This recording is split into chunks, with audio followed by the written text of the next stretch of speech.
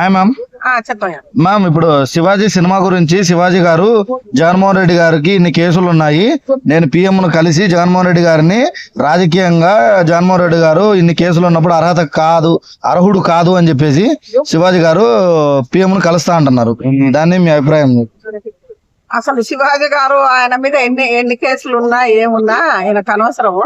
ఈయన సినిమా తీసిండు కాబట్టి ఈయన సినిమా ఏందో ఈయన చూసుకోవాలి. పిఐని కలిస్తే ఉన్నది, కలవకపోతే ఉన్నది. ఇప్పుడు పిఐని కలిస్తే ఉన్నది వాళ్ళకు. ఇప్పుడు రాజకీయంగా ఎన్నో కొట్లాటలు ఎన్నో ఉంటాయి. నీ సినిమా నడవనియ్య అని జగన్మోహన్ రెడ్డి అన్నారట. ఆ పార్టీ పేటీఎం వాళ్ళు ఉంటారు కదా, ఈయన సినిమా ఏదో కింద మొత్తం మెసేజ్లు పెట్టినరట, ఈయన గురించి బ్యాడ్ గా పెట్టారట. ఆయన ఏమంటాడు, నేను ఎవరి జోలికి రావట్లే, నేనేందో నేను సినిమాలు చేసి ఉంటున్నా, నా జోలి కూడా తీయొద్దు, ఏదో ఉంటది కదా అక్కడ, దాని గురించి మాట్లాడే హక్కు నాకు ఉంటది, అంతేగాని నా సినిమాలను నడవనీయకుండా అలా ఉండొద్దు అని ఆయన కౌంటర్ ఇచ్చాడు. అంతేగాని ఏరేది ఏం లేదు. ఆయన ఎమ్మటున్నా ఆ పేటీ వాళ్ళకి ఇంకా ఎప్పుడు బుద్ధి వస్తుందో ఏమవుతుందో గానీ వీళ్ళు చేయబట్టి జగన్మోహన్ రెడ్డి ఓడిపోతుంది కదా. ఇప్పుడు జగన్మోహన్ రెడ్డి ఎందుకు ఓడిపోతారు? వీళ్ళు చేయబట్టే.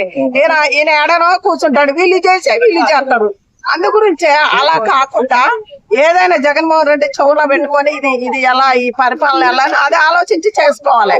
అంతేగాని శివాజీ గారిని టార్గెట్ పెట్టుడు ఎందుకు కరెక్ట్ కాదు కదా. అది అంటే ఇప్పుడు ఇదంతా జగన్మోహన్ రెడ్డి గారికి తెలియకుండానే ఈ పేటీఎం బ్యాచ్లు అందరూ చేస్తున్నారు అంటారా? తెలియకుండా ఎందుకు చేస్తారు? ఆయన రాజుకు తెలియకుండా మంత్రి చేస్తాడా? ఇప్పుడు రాజు లేకుండా మంత్రి చేస్తే మంత్రిని పీకి ఎక్కడో పడేస్తాడు. అంత తెలివి తక్కువ తెలవనట్టు నటిస్తారు ఆయన. ఈయనే కాదు, ప్రతి ఒక్కళ్ళైనా తెలియకుంటుంటారు, ఏదైనా తెలిసే చేస్తారు. ఆయన ఏదో సినిమా తీసి ఎక్కడో ఉంటాడు, మీ జోలి పేరు తీయటలేదు కదా, మరి ఇంకేంది? ఇప్పుడు శివాజీ గారు అడిగింది రాజకీయ బద్దంగా అయితే, ఇప్పుడు మామూలుగా మనకు రాజ్యాధికారంగా అయితే చూస్తే కరెక్టే కదమ్మా. ఎందుకంటే మనకు ఒక చిన్న కేసు ఉంటే, సామాన్యుడికి ఒక చిన్న కేసు ఉంటే ఉద్యోగం ఇవ్వరు. కానీ రాజకీయాలలో ఇన్ని వందల కేసులు ఉన్నా కూడా వీళ్ళు ఎలా మనని పాలించే నాయకులు ఎలా అవుతున్నారు అనేది ఆయన పాయింట్. అది కరెక్టా తప్ప? శివాజీ గారు ఒక్కడంటే అది కాదు కదా. శివాజీ గారు ఒక్కడంటే ఆయన మీద శివాజీ జగన్మోహన్ రెడ్డి తీసుకుపడ్డా? ఇప్పుడు శివాజీ మీద అందరి మీద జగన్మోహన్ రెడ్డి మీద ఉన్నాయి. ఇప్పుడు ఆయన చంద్రబాబు రెడ్డి కూడా ఆయన మీద కూడా ఉన్నాయి.